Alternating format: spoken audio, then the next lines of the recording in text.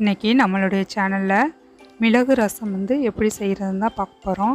வாங்க எப்படி செய்கிறதுன்னு பார்க்கலாம். அதுக்கு இந்த அளவுக்கு புளியை ஃபஸ்ட்டு ஊற போட்டுக்கலாம். 2 டேபிள் ஸ்பூன் அளவு சீரகம், 1 டேபிள் ஸ்பூன் அளவுக்கு மிளகு, 2 பச்சை மிளகாய், 2 கொத்து கருவேப்பிலை, கொஞ்சோண்டு கொத்தமல்லி,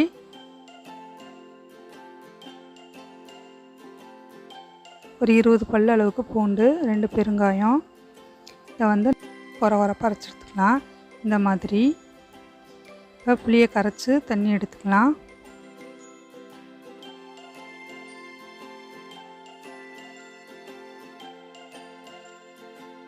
நம்ம ரசத்துக்கு அரைச்சி வச்சுருந்த அந்த மிளகு சீரகத்தை சேர்த்துக்கலாம். தேவையான அளவுக்கு தண்ணி சேர்த்துக்கலாம்.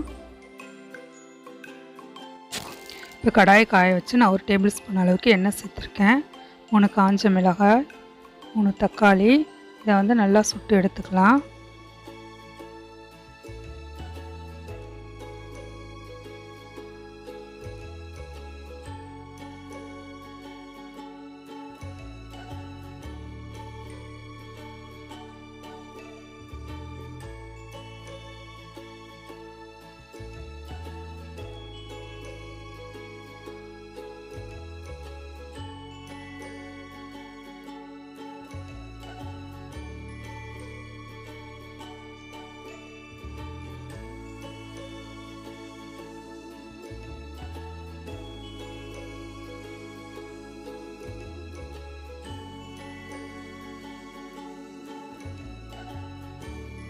இதை இப்போ நல்லா வதக்கி விட்டுக்கலாம்.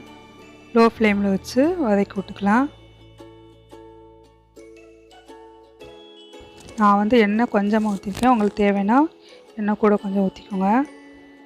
இப்போ இதை ரசத்தோடு பிழிஞ்சு விட்டுறலாம்.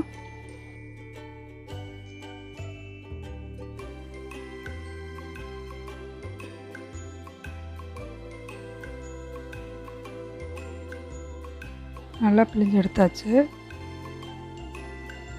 இப்போ இதுவும் நல்லா வதங்கிருச்சு. இது கூடயே கொஞ்சம் கருவேப்பிலையும் சேர்த்துக்கலாம். இதையும் கொஞ்சம் நேரம் வதக்கி விட்டுக்குவோம்.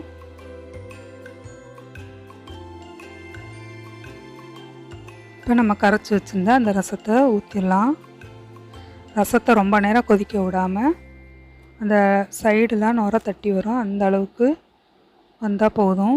இப்போ சைடெலாம் கொஞ்சம் நுர வந்துருச்சு. இப்போ இதுக்கு தேவையான அளவுக்கு நம்ம உப்பு சேர்த்துக்கலாம். ரசத்தை இறக்க போகிறதுக்கு முன்னாடி உப்பு சேருங்க. லாஸ்ட்டாக கொத்தமல்லி பொடிசு பொடிசாக கட் பண்ணி போட்டுக்கலாம்.